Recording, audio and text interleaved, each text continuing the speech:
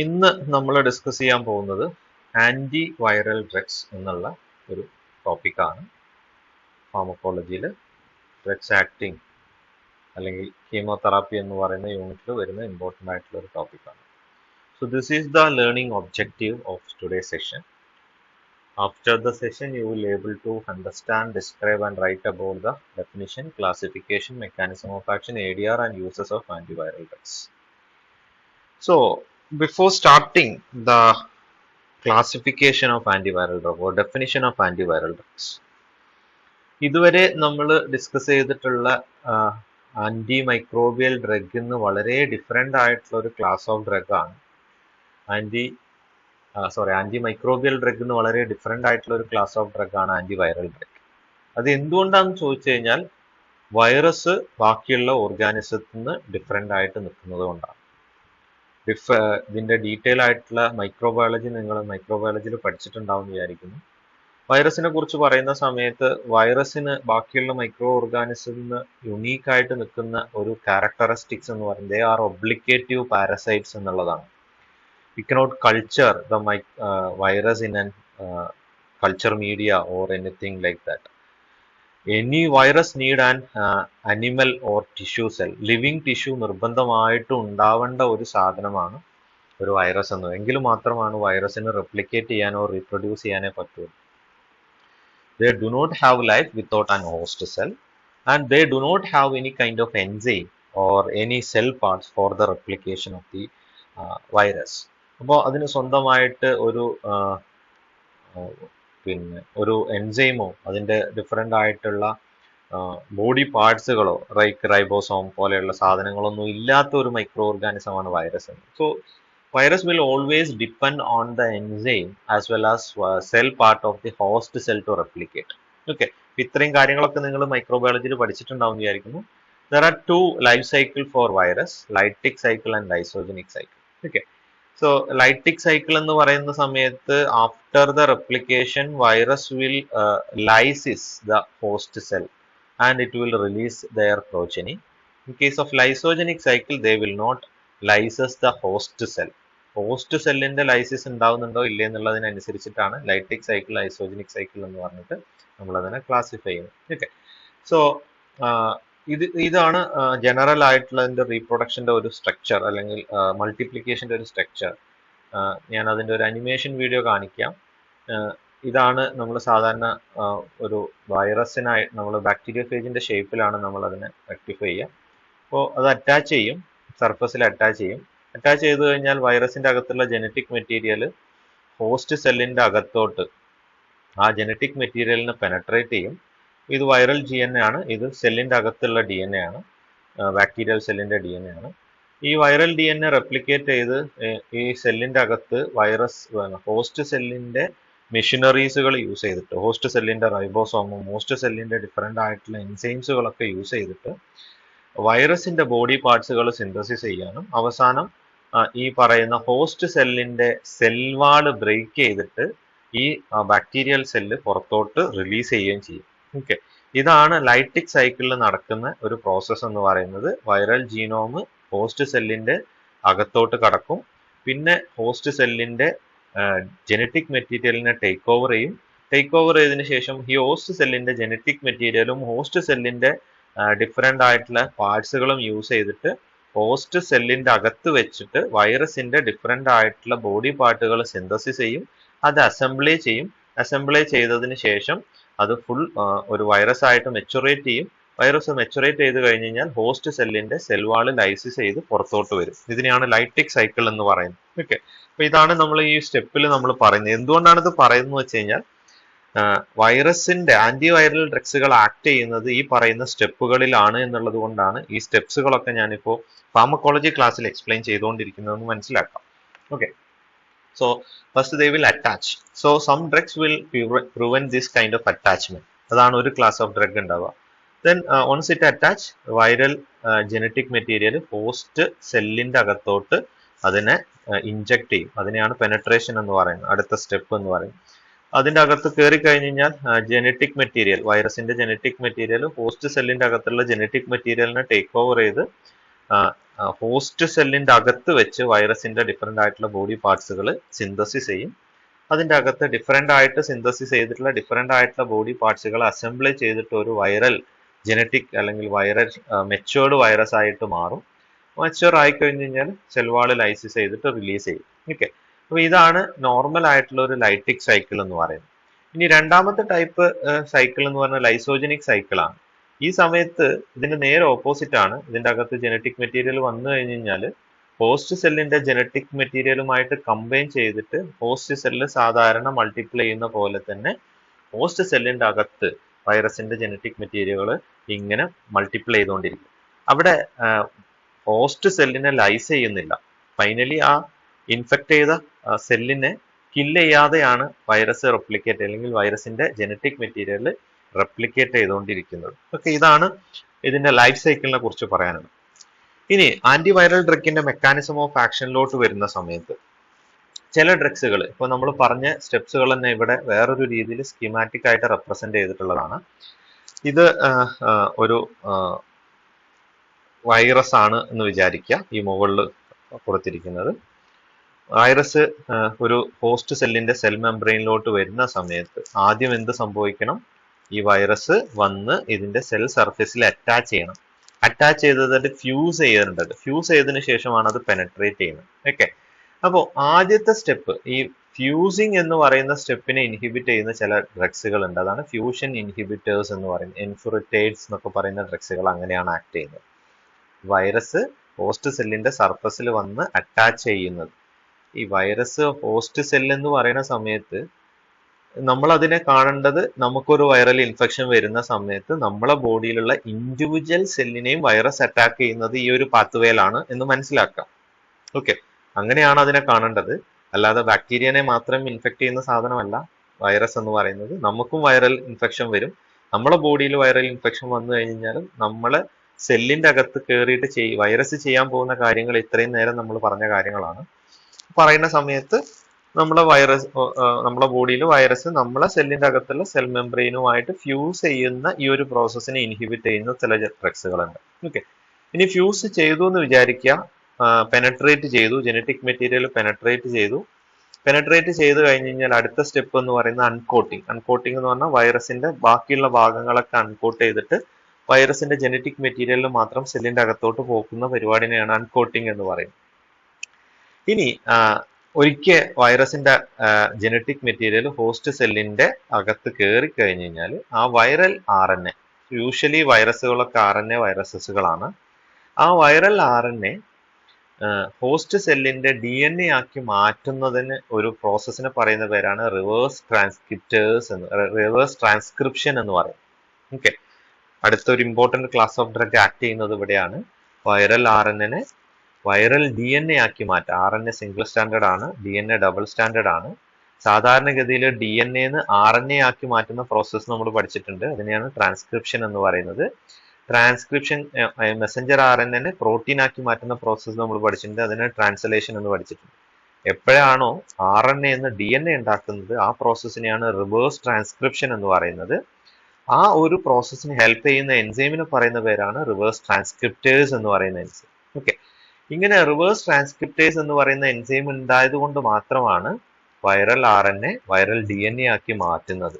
ഈ viral DNA ഉണ്ടായിക്കഴിഞ്ഞാൽ മാത്രമേ അത് ഹോസ്റ്റ് DNAയുമായിട്ട് ബൈൻഡ് ചെയ്യാനും ഹോസ്റ്റ് DNAന്റെ ഹെൽപ്പോട് കൂടിയിട്ട് വൈറസിന്റെ വൈറൽ mRNA ആക്കി മാറ്റാനും വൈറസിന്റെ ഡിഫറെന്റ് ആയിട്ടുള്ള പ്രോട്ടീൻ സിന്തസിസ് നടത്താനൊക്കെ പറ്റുള്ളൂ.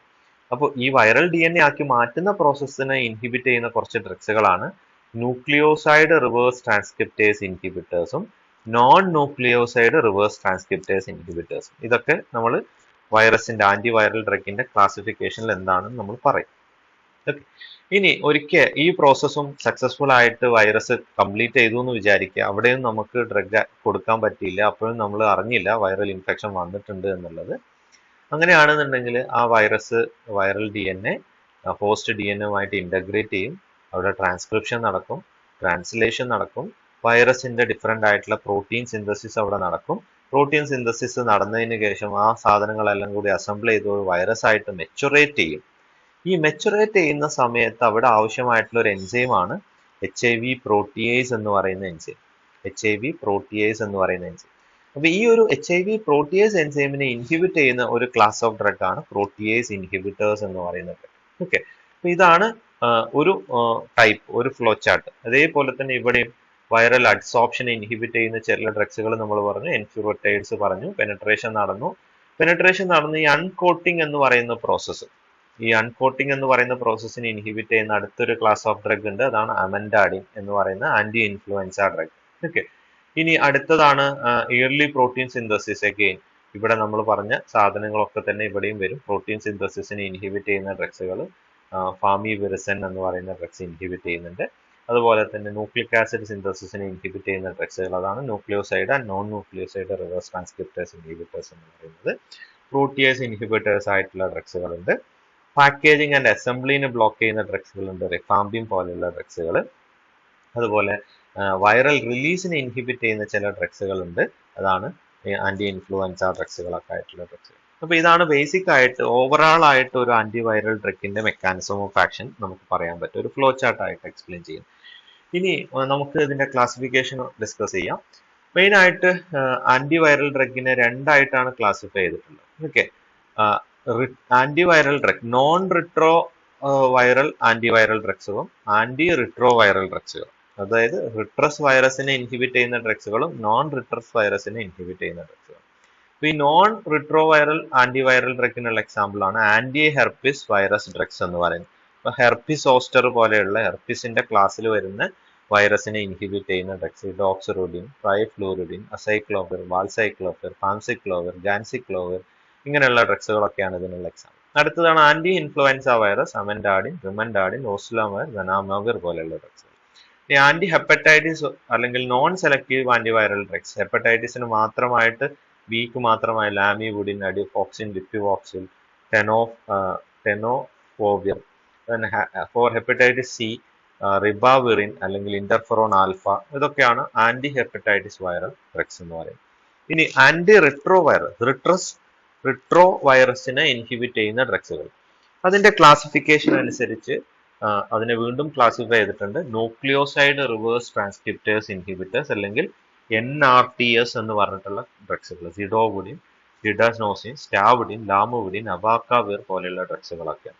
അടുത്തതാണ് non nucleoside reverse transcriptase inhibitor, NNRTIs എന്ന് പറയും. നെബിറാപ്പിൻ, എഫാവിറൻസ്, ഡിലാവിറിഡൻസ് എന്നൊക്കെ പറയുന്ന ഡ്രഗ്സുകളാണ്. പ്രോട്ടിയേസ് ഇൻഹിബിറ്റർ, റിറ്റോനാവിർ, അസറ്റനാവിർ, ഇൻഡിനാവിർ പോലെയുള്ള ഡ്രഗ്സുകളൊക്കെയാണ് അതിനുള്ള എക്സാമ്പിൾ എന്ന് പറയുന്നത്. എൻട്രി ഇൻഹിബിറ്റേഴ്സ് അല്ലെങ്കിൽ ഫ്യൂഷൻ ഇൻഹിബിറ്റേഴ്സ് എന്ന് പറയുന്ന സാധനങ്ങളാണ് എൻഫ്യൂറോട്ടൈഡ്സ് എന്ന് പറയുന്നത്. CCR5 റിസപ്റ്റർ ഇൻഹിബിറ്റർ, മരാവിറോക് എന്ന് പറയുന്ന ഡ്രഗ്സുകൾ. ഇന്റഗ്രേസ് ഇൻഹിബിറ്റേഴ്സ്, റാൾട്ടിഗ്രാവിർ എന്ന് പറയുന്ന ഡ്രഗ്സ് എല്ലാം. ഈ ഡ്രഗിന്റെ ഒക്കെ പ്രത്യേകത നോക്കിക്കഴിഞ്ഞാൽ most of the drugs are ending with VIR. Okay, viral drugs, antiviral ഡ്രഗ്സിനെ പെട്ടെന്ന് ഐഡന്റിഫൈ ചെയ്യാനുള്ള ഒരു മാർഗം എന്ന് പറയുന്നത് ഇതിന്റെ എല്ലാം പേരുകൾ അവസാനിക്കുന്നത് വിറിലാണ്, അല്ലെങ്കിൽ ഏതെങ്കിലുമൊക്കെ ഒരു സ്ഥലത്ത് വിർ എന്ന് പറഞ്ഞിട്ടുള്ള സാധനം വന്നിട്ടുണ്ടാവും. Okay, most of the drug, എല്ലാ ഡ്രഗിനും ഇല്ല, most of the drug. Okay, so this is classification. ഇത് തന്നെയാണ് നമ്മൾ നേരത്തെ പറഞ്ഞ ക്ലാസിഫിക്കേഷൻ തന്നെയാണ്. ആന്റി ഹെർപ്പിസ് വൈറസ് ഉണ്ട്, ആന്റി റിട്രോ വൈറസുകൾ ഉണ്ട്, ആന്റി ഇൻഫ്ലുവൻസ വൈറസുകൾ ഉണ്ട്, നോൺ സെലക്റ്റീവ് ആന്റിവൈറസ് ഡ്രഗ്സുകൾ. ഓക്കെ, ഇനി ഇതിൽ ഫസ്റ്റ് ഡ്രഗ് ആണ് അസൈക്ലോവിർ എന്ന് പറയുന്നത്. അപ്പൊ അസൈക്ലോവിർ ചെയ്യുന്നത് എന്താണെന്ന് ചോദിച്ചു കഴിഞ്ഞാൽ DNA സിന്തസിസിനെ ഇൻഹിബിറ്റ് ചെയ്യുക എന്നുള്ളതാണ്. ഇപ്പൊ നമ്മൾ പലപ്പോഴായിട്ട് പറഞ്ഞു കഴിഞ്ഞു, ഇവിടെയാണ് DNA സിന്തസിസ് ഉണ്ടാവാൻ പോകുന്നത്, അല്ലെങ്കിൽ ഈ ഇന്റഗ്രൽ ഈ ഒരു സ്ഥലത്താണ് വൈറൽ DNA സിന്തസിസ് കൂടിയിട്ട് വൈറൽ പ്രോട്ടീൻസിനൊക്കെ സിന്തസിസ് ചെയ്യുന്ന സ്റ്റെപ്സ് എന്ന് പറയും. ഈ ഒരു സ്ഥലത്ത് ആക്ട് ചെയ്യുന്നതാണ്. അപ്പോൾ അസൈക്ലോവിർ ബോഡിയിൽ വന്നു കഴിഞ്ഞു കഴിഞ്ഞാൽ ഹെർപ്പിസ് വൈറസസുകൾ അവിടെ ഒരു തൈമിഡിൻ കൈനേസ് എന്ന് പറയുന്ന എൻസൈമിനെ റിലീസ് ചെയ്യും.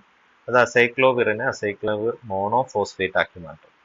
വീണ്ടും സെല്ലിന്റെ അകത്തുള്ള സെല്ലുലാർ കൈനേസ് എന്ന് പറയുന്ന എൻസൈം അസൈക്ലോവിർ ട്രൈഫോസ്ഫേറ്റ് ആക്കി മാറ്റും.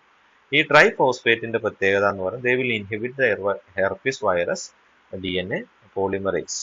DNA പോളിമറേസ് എന്ന് പറയുന്ന എൻസൈം ഹെർപ്പിസ് വൈറസിന്റെ DNA പോളിമറേസ് എന്ന് പറയുന്ന എൻസൈം ബയോകെമിസ്ട്രിയിൽ നിങ്ങൾ പഠിച്ചിട്ടുണ്ടാവും. DNAയുടെ റെപ്ലിക്കേഷൻ ആവശ്യമായിട്ടുള്ള ഒരു എൻസൈമാണ് DNA പോളിമറേസ് എന്ന് പറയുന്ന എൻസൈം. അതിനെ ഇൻഹിബിറ്റ് ചെയ്യുക എന്നുള്ളതാണ് ഒരു ആക്ഷൻ എന്ന് പറയുന്നത്. And also this acyclovir triphosphate will get incorporate with the viral DNA and stop the lengthening of DNA strands. നിങ്ങൾ DNA റെപ്ലിക്കേഷൻ പഠിച്ച സമയത്ത് 5'-3' എൻഡും 3'-5' എൻഡിലും ഒന്നില് ഡിസ്കണ്ടിന്യൂസ് ആയിട്ടുള്ള രീതിയിലാണ് DNA സിന്തസിസ് ഉണ്ടാവുക എന്ന് പഠിച്ചിട്ടുണ്ടാവും. ഓക്കെ, അപ്പൊ ആ ഒരു സ്റ്റെപ്പിലും എന്ത് സംഭവിക്കുന്നുണ്ട്, DNA ഇൻകോർപ്പറേറ്റ് ചെയ്ത് അതിന്റെ സിന്തസിസിനെ ഇൻഹിബിറ്റ് ചെയ്യുന്നു. ഓക്കെ, അപ്പൊ ഇതാണ് അസൈക്ലോവിറിന്റെ mechanism of action. Now let's see what are the different ADR. Topical ആയിട്ട് സ്റ്റിഞ്ചിങ്, ബേണിംഗ് സെൻസേഷൻ ഒക്കെ ഉണ്ടാവുക. ഓറൽ ആയിട്ട് കൊടുക്കുന്ന സമയത്ത് ഹെഡ് ഏക്ക്, നോസിയ, മലേഷ്യ അങ്ങനെയുള്ള CNS എഫക്ട്സുകൾ ഉണ്ടാവുക. ഇൻട്രാവീനസ് ആയിട്ട് കൊടുക്കുന്ന സമയത്ത് റാഷസ്, സ്വെറ്റിംഗ്, എമിസിസ്, ഫാളിംഗ് BP പോലെയുള്ള ഹൈപ്പർ സെൻസിറ്റിവിറ്റി റിയാക്ഷൻസുകൾ ഉണ്ടാവുക. ഇനി കോമൺ ആയിട്ടുള്ള ഒരു ഇമ്പോർട്ടൻ്റ് ആയിട്ടുള്ള ADR ആണ് ഡോസ് ഡിപ്പെൻഡന്റ് ആയിട്ടുള്ള reduction in glomerular filtration rate. Glomerular filtration rate. Then there are some random ADR like reversible neurological manifestation like tremor, lethargy, disorientation, hallucination, ഇങ്ങനെയുള്ള പ്രോബ്ലംസുകളൊക്കെ ഉണ്ടാവും. Okay, so that is all about the ADR. Now let's see what are the uses of acyclovir. അപ്പോൾ antiviral ഡ്രഗിന്റെ ഒരു പ്രത്യേകത viral ഇൻഫെക്ഷന് നമുക്ക് antibiotic കൊടുക്കാൻ പറ്റില്ല എന്നുള്ളതാണ്. അപ്പോൾ ഇനി ദയവ് ചെയ്ത് വൈറൽ ഫീവർ ഒക്കെ ഉണ്ടാകുന്ന സമയത്ത് വല്ല അമോക്സിസിലിനോ അല്ലെങ്കിൽ അസിത്രോമൈസിനൊന്നും കഴിച്ചതുകൊണ്ട് യാതൊരു കാര്യം ഉണ്ടാവില്ല എന്ന് മനസ്സിലാക്കുക, ബാക്കിയുള്ളവർക്ക് പറഞ്ഞു കൊടുക്കുക, വീട്ടിൽ ആരെങ്കിലും അങ്ങനെയൊക്കെ ചെയ്യുന്നുണ്ടെങ്കിൽ അങ്ങനത്തെ അബദ്ധങ്ങൾ ചെയ്യാതിരിക്കാൻ പറഞ്ഞു കൊടുക്കുക എന്നുള്ളതൊക്കെ മനസ്സിലാക്കി കൊടുക്കുക. കാരണം ആന്റിബയോട്ടിക് എന്ന് പറയുന്നത് ചുമ്മാ എടുക്കാൻ പാടില്ലാത്ത സാധനമാണ്. ഡോക്ടർ പ്രിസ്ക്രിപ്ഷനോട് കൂടി മാത്രം എടുക്കേണ്ടതാണ്. എടുക്കുന്നുണ്ടെങ്കിൽ തന്നെ ഡോക്ടർ പറഞ്ഞിട്ടുള്ള ഡോസ് കംപ്ലീറ്റ് ചെയ്യുക എന്നുള്ളത് ഇമ്പോർട്ടൻ്റ് ആണ്. ഇനി വൈറൽ ഇൻഫെക്ഷന്റെ കേസിലാണെങ്കിൽ ആന്റിബയോട്ടിക് കൊണ്ട് യാതൊരു കാര്യമില്ല എന്നുള്ളത് മനസ്സിലാക്കും. Okay, so these are the different uses of acyclovir, antiviral drug acyclovir. Genital herpes simplex. ഈ ഹെർപ്പിസ് എന്ന് പറയുന്ന സമയത്ത് നമ്മൾ മനസ്സിലാക്കേണ്ടത് ഹെർപ്പിസ് സോക്സ്റ്റർ എന്ന് പറയുന്ന വസൂരി എന്നൊക്കെ പറയുന്ന ഡിസീസ് കോസ് ചെയ്തിരുന്ന ഒരു വൈറസ് ആണ് ഹെർപ്പിസ് എന്ന് പറയുന്ന സാധനം. അതിന്റെ ഒരു മൈൽഡ് ഫോം ഒക്കെയാണ് നമ്മൾ ചിക്കൻ പോക്സ് ഒക്കെ ഉണ്ടാക്കുന്ന സാധനം എന്ന് പറയുന്നത്. അതും ഒരു വൈറൽ ഇൻഫെക്ഷൻ ആണ്. ഓക്കെ, അപ്പോൾ സാധാരണ ചിക്കൻ പോക്സ് ഒക്കെ വന്നു കഴിഞ്ഞാൽ കൊടുക്കുന്ന ഒരു ഡ്രഗാണ് ഫാംസിക്ലോവിർ, അസൈക്ലോവിർ പോലെയുള്ള ഡ്രഗ്സുകളൊക്കെ. അപ്പോൾ സിവിയർ ആയിട്ടുള്ള ഹെർപ്പിസ് സോസ്റ്റർ എന്ന് പറയുന്നത് ഫേറ്റൽ ആയിട്ടുള്ള ഒരു കണ്ടീഷനാണ്. ആള് മരിച്ചു പോകാൻ ചാൻസ് ഉള്ള. ചിക്കൻ പോക്സ് മൈൽഡ് ആയിട്ടുള്ള സാധനമാണ്. ഇനി ഏത് ഓർഗൻസിലാണ് ഇത് ഉണ്ടാവുന്നുണ്ട് എന്നുള്ളതനുസരിച്ച് genital herpes simplex, mucocutaneous herpes simplex, herpes simplex encephalitis, herpes simplex type 1 keratitis, ഇങ്ങനെയുള്ള ഡിഫറെന്റ് ആയിട്ടുള്ള യൂസിന് വേണ്ടി നമുക്ക് അസൈക്ലോവിർ യൂസ് ചെയ്യാൻ പറ്റും. ഓക്കെ, ഇനി അടുത്തതാണ് ഫോസ് കാർനേറ്റ് എന്ന് പറയുന്നത് another anti herpes virus viral drugs ആണ്, ആന്റിവൈറൽ ഡ്രഗ്സ് ആണ്. So they will inhibit the DNA polymerase and reverse transcriptase enzyme. DNA polymerase എന്ന് പറയുന്നത് DNA സിന്തസിസിന് ആവശ്യമായിട്ടുള്ള ഒരു എൻസൈമാണ്. റിവേഴ്സ് ട്രാൻസ്ക്രിപ്റ്റേസ് എന്ന് പറയുന്നത് നേരത്തെ നമ്മൾ പറഞ്ഞിട്ടുണ്ടായിരുന്നു, വൈറൽ RNA വൈറൽ DNA സിന്തസിസ് ചെയ്യാൻ ആവശ്യമായിട്ടുള്ള ഒരു എൻസൈമാണ്. So thereby it will inhibit the viral DNA replication. So that is the mechanism of action of force carnate. Now let's see what are the ADR. It will produce damage in kidney. It will produce diabetic-like condition, acute renal failure, then anemia, then phlebitis, that is the inflammation in the vein, tremor, convulsions, and other neurological as well as constitutional symptoms due to hypocalcemia. So these are some of important ADR of force carnate. Now, what are the uses of force carnate? It is mainly used for the treatment of cytomegalovirus. So it will cause different diseases like rhinitis. So it is used for cytomegalovirus, rhinitis, and other form of infection caused by cytomegalovirus in AIDS patients. And also this is used in acyclovir resistant mucocutaneous herpes simplex type 2 varicella zoster infection in the AIDS patients. Okay. Now coming to the next drug, that is amendadine. Amendadine നമ്മൾ പറഞ്ഞിട്ടുണ്ടായിരുന്നു ഇൻഫ്ലുവൻസയിൽ act ചെയ്യുന്ന അല്ലെങ്കിൽ influenza കേസിൽ നമ്മൾ കൊടുക്കുന്ന ഒരു important ആയിട്ടുള്ള antiviral drug ആണ് amendadine എന്ന് പറയുന്നത്. It will inhibit the influenza A virus. They will act by an early step of uncoating. ഇപ്പോൾ നമ്മൾ നേരത്തെ പറഞ്ഞിട്ടുണ്ടായിരുന്നു, നമ്മൾ മെക്കാനിസം ഓഫ് ആക്ഷൻ പറഞ്ഞ സമയത്ത് ഇവിടെ ഇതിന്റെ അൺകോട്ടിംഗ് എന്ന് പറയുന്ന ഈ ഒരു സ്റ്റെപ്പിൽ ആക്ട് ചെയ്യുന്ന ഒരു ഡ്രഗ് ആണ് amendadine എന്ന് പറയുന്ന ഡ്രഗ്. ഓക്കെ, സോ അതാണ് അതിന്റെ മെക്കാനിസം ഓഫ് ആക്ഷൻ എന്ന് പറയുന്നത്. ലേറ്റ് സ്റ്റേജ് ഓഫ് അല്ലെങ്കിൽ early stage of uncoating and late stage of viral assembly. ഈ രണ്ട് സ്റ്റേജിലും ആക്ട് ചെയ്യുന്നുണ്ട്. They will act through an protein designated an M2. M2 എന്ന് പറയുന്ന ഒരു റിസപ്റ്ററിൽ അല്ലെങ്കിൽ ഒരു പ്രോട്ടീനിൽ ആക്ട് ചെയ്തിട്ടാണ് അമെൻഡാഡിൻ എന്ന് പറയുന്ന ഡ്രഗ് ആക്ട് ചെയ്യുന്നത്. Okay, now what are the ADR of amendadine? And nausea, anorexia, insomnia, dizziness, nightmare, lack of mental concentration, rarely hallucination. These are some of the ADR. Then angle edema due to local vasoconstriction. And this amendadine is contraindicated in epilepsy and other kind of CNS diseases, and which is mainly used for the prophylaxis of influenza A2 infection and treatment of influenza A2 illness, and also for the treatment of Parkinsonism. This is one of the off-label use of amendadine. Amendadine is an antiviral drug, but it can be also used in Parkinsonism also. Okay. Now coming to next class of antiviral drug, that is nucleoside reverse transcriptase inhibitors. That is zidovudine, nucleoside reverse transcriptase inhibitors. So we know there are different kinds of nucleosides for DNA synthesis. That is purine and pyrimidine nitrogen bases, right? അപ്പോൾ ഈ ഒരു drugs നമ്മൾ act ചെയ്യുന്നത് എങ്ങനെയാണെന്ന് ചോദിച്ചു കഴിഞ്ഞാൽ, നമ്മൾ DNA സിന്തസിസിന് ആവശ്യമായിട്ടുള്ള പ്യൂരിൻ ആൻഡ് പിരമിഡിൻ നൈട്രജൻ ബേസസിന്റെ സ്ട്രക്ചറൽ സിമിലാരിറ്റി ഉള്ള കോമ്പൗണ്ട്സുകളാണ് ന്യൂക്ലിയോസൈഡ് റിവേഴ്സ് ട്രാൻസ്ക്രിപ്റ്റേസ് ഇൻഹിബിറ്റേഴ്സ് എന്ന് പറയുന്നത്. അപ്പോൾ ഈ ന്യൂക്ലിയോസൈഡ് എന്ന് പറയുന്ന നൈട്രജൻ ബേസിസിനോട് സ്ട്രക്ചറലി സിമിലർ ആയിട്ടുള്ള സാധനങ്ങളാണ് ആക്ട് ചെയ്യുന്നത് എങ്ങനെയാണെന്ന് വെച്ച് കഴിഞ്ഞാൽ, ദേ will inhibit the reverse transcriptase enzyme. അപ്പൊ റിവേഴ്സ് ട്രാൻസ്ക്രിപ്റ്റേസ് എൻസൈമിന്റെ യൂസ് എന്താണ് എന്ന് നമ്മൾ ഓൾറെഡി പറഞ്ഞു കഴിഞ്ഞു. അത് ഈ viral DNA viral RNA viral DNA ആക്കി മാറ്റാൻ വേണ്ടിയിട്ടുള്ള ഒരു എൻസൈമാണ് റിവേഴ്സ് ട്രാൻസ്ക്രിപ്റ്റേസ് എന്ന് പറയുന്ന എൻസൈം. അപ്പൊ ആ ഒരു എൻസൈമിനെ ഇൻഹിബിറ്റ് ചെയ്യുക എന്നുള്ളതാണ്. So thereby it will inhibit the conversion of single stranded RNA to double stranded DNA. Okay, so double stranded DNA viral DNA ഉണ്ടാവാത്തോടത്തോളം കാലം വൈറസിനെ റെപ്ലിക്കേറ്റ് ചെയ്യാൻ പറ്റില്ല. They will inhibit the replication. So this is the mechanism of action of nucleoside reverse transcriptase inhibitor zidovudine. Now let's see what are the ADR. Anemia, neutropenia, nausea, anorexia, abdominal pain, headache, insomnia, myalgia. These are the some of the important ADR of zidovudine, and rarely it will cause myopathy, pigmentation of the nail, lactic acidosis, hematomegaly, convulsion and encephalopathy. These are the important ADR of zidovudine. Now coming to the drug interaction, if we are taking zidovudine along with the paracetamol, it will cause paracetamol toxicity. And also if we are taking along with the antifungal drug, azole antifungal drugs like fluconazole or like drugs, it will increases the toxicity, and also it will causes nephrotoxicity and myelosuppressive drug toxicity. Now let's see what are the uses of zidovudine.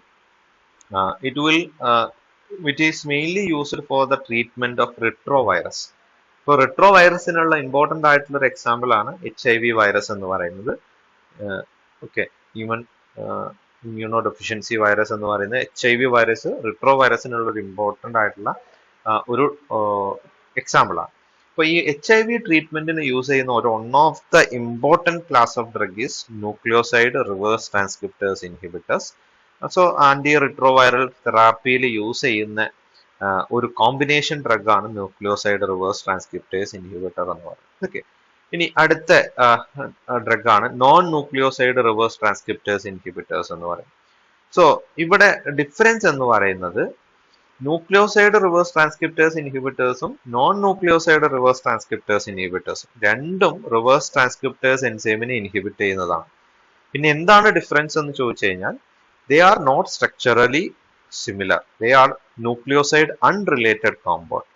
നമ്മൾ നേരത്തെ പറഞ്ഞ പോലെ purine അല്ലെങ്കിൽ pyrimidine nitrogen ബേസിനോട് similar അല്ലാത്ത രീതിയിലുള്ള കോമ്പൗണ്ടുകളാണ്, but they will inhibit the enzyme reverse transcriptase. So mechanism of action, it will directly inhibit the reverse transcriptase enzyme which are nucleoside unrelated compound. Thereby, it will inhibit the conversion of single stranded RNA to double stranded DNA. Thereby, it will inhibit the replication.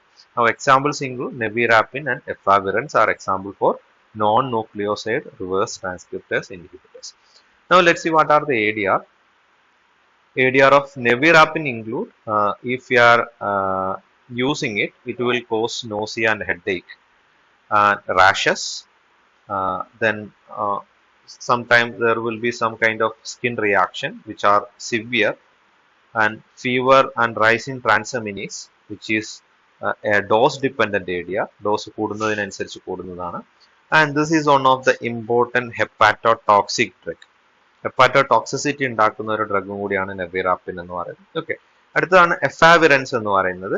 അതിന്റെ ADR insomnia, neuropsychiatric symptoms. These are the important ADR of efavirenz.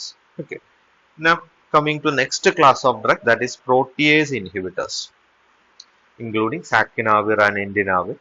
So this is an enzyme which is mainly helping for viral maturation. Okay, so as the name indicate, these drugs will inhibit the enzyme protease, which will convert polyprotein to various functional protein. So functional protein ഉണ്ടാവുന്ന സമയത്താണ് viral maturation ഉണ്ടാവുന്നത്. ആ ഒരു പ്രോസസ്സിനെയാണ് ഇത് inhibit ചെയ്യുന്നുണ്ടാവുക. So that is the mechanism of action. They will inhibit the virus protease enzyme. Thereby, it will prevent the viral maturation. Okay. Now, ADR includes Stephen-Johnson syndrome, hyperlipidemia, gastrointestinal intolerance, the numbness and rashes, lipidostrophy, that is the abdominal obesity or buffalo. ചില സ്ഥലങ്ങളിൽ മാത്രം ലൈപ്പിഡിന്റെ deposit കൂടിയിട്ട് അവിടെ ചെറിയ രീതിയിലുള്ള ഒരു bulging ഒക്കെ വരുന്ന രീതിയിലുള്ള ഒരു സിംറ്റമാണ് ഈ ലിപ്പിഡോസ്ട്രോഫി എന്ന് പറയുന്നത്. And diabetic may be exacerbated. So these are the important ADR of protease inhibitors, saquinavir and indinavir. Now next one is fusion inhibitors. So നമ്മൾ mechanism of action പറഞ്ഞ സമയത്ത് പറഞ്ഞിട്ടുണ്ടായിരുന്നു, first thing has to be occur is the virus has to fuse with the host cell membrane. Okay, ഈ ഒരു പ്രോസസ്സിനെ block ചെയ്യുന്ന ഡ്രഗ്സുകളാണ് fusion inhibitors എന്ന് പറയുന്നത്. എൻഫ്യൂരിറ്റൈഡ് എന്ന് പറയുന്ന ഡ്രഗ്സുകൾ. They will act by binding with HIV-1 envelope transmembrane glycoprotein, which is involved in the fusion of virus and cellular membrane.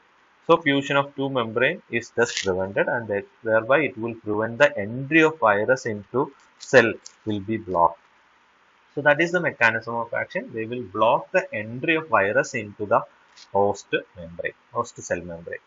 Now coming to the last one, non-selective antiviral drug, adifovir dipivoxil. So this is an antiviral drug. So they will act by phosphorylating. They will phosphorylated to diphosphor, which have a higher affinity for DNA polymerase, which is responsible for the DNA synthesis. So ഈ DNA polymerase എൻസൈമിനെ inhibit ചെയ്യുന്നതിന്റെ ഭാഗമായിട്ട് viral replication അല്ലെങ്കിൽ DNA replication prevent ചെയ്യും. So that is the mechanism of action. ADR include sore throat, headache, weakness, abdominal pain, flu syndrome, nephrotoxicity, lactic acidosis. So these are the important ADR of non-selective antiviral drugs.